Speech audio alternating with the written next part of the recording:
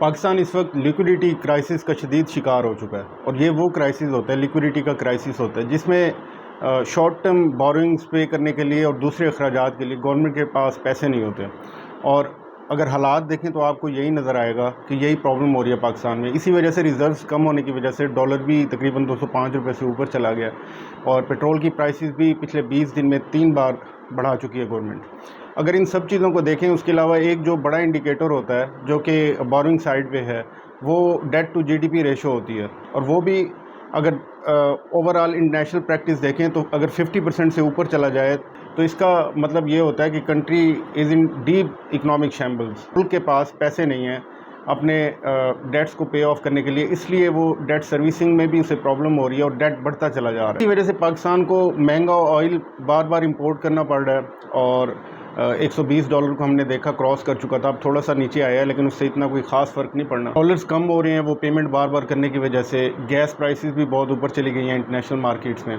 तो इस वजह से अगर ये मान भी लें हम एक लम्हे के लिए कि सपोज़ पाकिस्तान डिफ़ॉल्ट की तरफ जा रहा है, दिवालिया होने वाला है, बैंकरप्ट होने वाला है, तो इसका क्या मतलब होगा? क्योंकि बहुत से लोग यहाँ पे इस तरह की बातें फैला रहे हैं कि अगर खुदा न खास्ता पाकिस्तान बैंकरप्ट हो गया तो उसके बाद शायद कोई IMF या दूसरी इंटरनेशनल फोर्सेस आएंगी, पाकिस्तान की न्यूक्लियर जो पावर है उसको कन्फिस्केट कर लेंगी, अपनी तहवील में ले लेंगी, या यहाँ पे कोई ईस्ट इंडिया कंपनी की तरह कोई बाहर से फोर्सेस आके हमें ग़ुलाम बना लेंगी। तो इस तरह की बातों में कोई हकीकत नहीं है। और इसकी अगर हम एग्जांपल देखें तो श्रीलंका को देख लें, क्योंकि जिस वक्त पाकिस्तान के दिवालिया होने की बात की जाती है तो उस वक्त भी श्रीलंका वाले क्राइसिस को एज एन एग्जांपल पेश किया जाता है।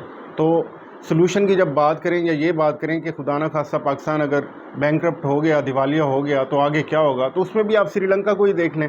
श्रीलंका में क्या हुआ? श्रीलंका में लिक्विडिटी क्राइसिस आया, उनका डेट जीडीपी से भी ऊपर चला गया, और उनको पेमेंट्स की अदायगियों में मसले होने लग गए, और वो पे ही ना कर सके इंस्टॉलमेंट्स लोन्स की, और उसके अलावा ऑयल नहीं ख़रीद सके, और ऑयल की शॉर्टेज हो गई, फूड की शॉर्टेज हो गई। श्रीलंका बैंकरप्ट डिक्लेयर हो गया। लेकिन उसके बाद क्या हुआ?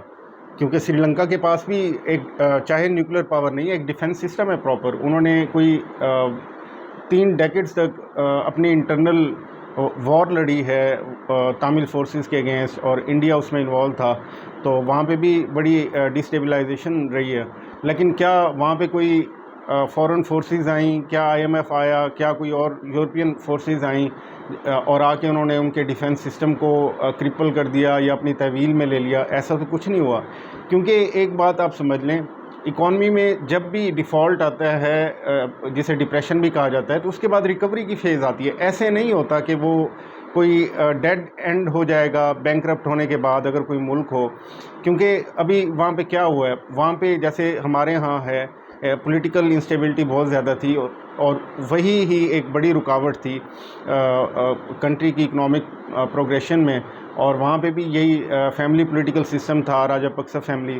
तो वो अब इक़्तिदार से अलग हुई है, और जो कंट्री का एक पूरा गवर्निंग स्ट्रक्चर था वो भी शौक से आहिस्ता आहिस्ता बाहर आया, रिकवरी के स्टेप्स लेना स्टार्ट कर दिए हैं। जैसे फॉर एग्जांपल ऑयल के लिए उन्होंने रशिया के साथ एग्रीमेंट कर लिया, डिस्काउंटेड ऑयल रशिया उनको प्रोवाइड करेगा।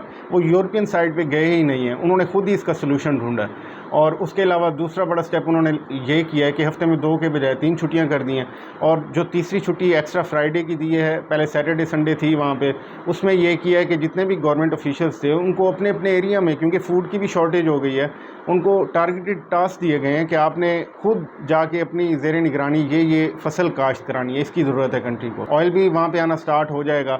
एक नया टैक्स लगा दिया 2.5%, जो भी कंपनी वहाँ पे 13 करोड़ से ज़्यादा कमा रही है एनवली, और तकरीबन 2 to 2.5% का सोशल टैक्स के नाम से एक टैक्स लगा दिया। तो जब भी कोई डिप्रेशन आता है, कोई बैंकरप्सी आती है, तो उसके बाद रिकवरी होती है, उसके बाद डेड एंड नहीं होता कि खुदा न खास्ता यहाँ पे प्रॉपर्टीज़ की वैल्यू ज़ीरो हो जाएंगी पूरे मुल्क में, या उसके अलावा यहाँ पे बहुत ज़्यादा जैसे प्राइसेस ऊपर जा रही हैं, हमेशा ऐसे ही ऊपर जाती रहेंगी पेट्रोल की और दूसरी एडिबल ऑयल की या इस तरह की चीज़ों की। जब भी मुश्किल हालात आते हैं तो उसके बाद आहिस्ता आहिस्ता फिर रिकवरी की फ़ेज़ आती है उसके आफ्टर शॉक से निकलने के बाद। तो ये बात अपने माइंड से निकाल दें कि खुदा न खास्ता कोई पावर आ जाएगी।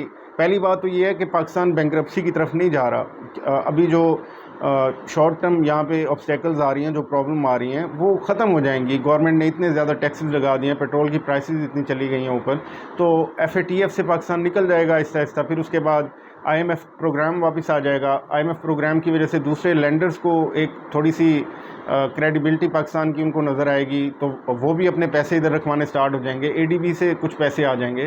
تو پہلی بات تو یہ ہے کہ بینکرپسی مجھے تو کم از کم نظر نہیں آ رہی آنے والے حالات میں، شارٹ ٹرم بھی، میڈیم ٹرم بھی، لانگ ٹرم بھی. مشکل حالات ہیں اور گورنمنٹ کی کچھ غلط سٹیپس یا نااہلی بھی نظر آتی ہیں ہمیں.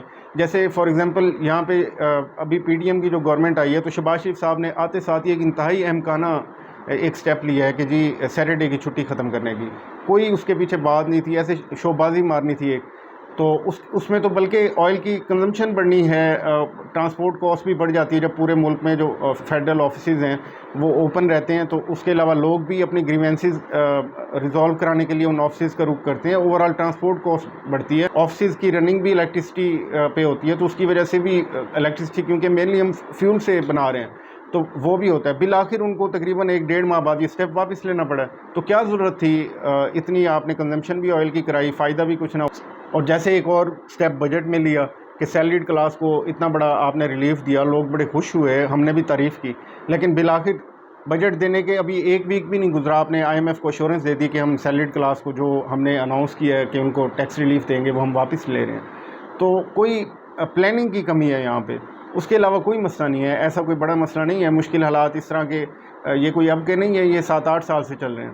اب اگر یہ ہمارا ڈیٹ بڑھا ہے تو ہماری اوور آل GDP بھی اکانومی کی بڑھی ہے، جو اگر دیکھیں $298 بلین پہ پچھلے سال ہم دیکھتے تھے، اب $320 بلین کو ٹچ ہو رہی ہے. اور CPEC کے ابھی تو ہالٹ کیے ہوئے پروجیکٹس، اتنی سپیڈ نہیں ہے. بڑے ٹرسٹ وردی اور کریڈیبل انٹرنیشنل انسٹیٹیوشنز کی یہ پریڈکشن ہے کہ 2030 تک انہیں CPEC کی وجہ سے اور دوسری یہاں پہ پروڈکشن ایکٹیویٹیز کی وجہ سے ہماری $600 بلین کو کراس کرے گی 2030 تک ہماری جو GDP ہے. اور پہلے انہی لوگوں کی یہ پریڈکشن تھی کہ 2020 تک پاکستان کی اکانومی CPEC پروجیکٹس کی وجہ سے $300 بلین کراس کرے گی. لیکن وہ کووڈ آ گیا اور اس وجہ سے 1-1.5 سال لیٹ ہوئی، but we have reach there. تو اس طرح فیوچر میں بھی ہمیں اس طرح یہ چیزیں ساری نظر آ رہی ہیں. اس طرح کی پزلز کو اپنے مائنڈ سے بالکل نکال دیں. کم از کم میں یہ بلیو نہیں کرتا کہ اگر پاکستان بینکرپٹ ہو گیا، یہاں پہ بہت زیادہ لیکوڈیٹی کے ایشوز ورسن ہو گئے، تو کیا پاکستان یہاں پہ بالکل ختم ہو جائے گا، یا خدا نخواستہ یہاں کا ڈیفنس سسٹم ختم ہو جائے گا، یا یہاں پہ جو گورننس کا سٹرکچر ہے وہ زیرو ہو جائے گا، بزنس زیرو ہو جائیں گے. ایسے کچھ نہیں ہونے والا. جب بھی کوئی ڈیفالٹ یا بینکرپسی آتی ہے، اس کے بعد ریکوری کی فیزز آتی ہیں اور آہستہ آہستہ ملک نکل جاتا ہے اس میں سے. Thank you very much.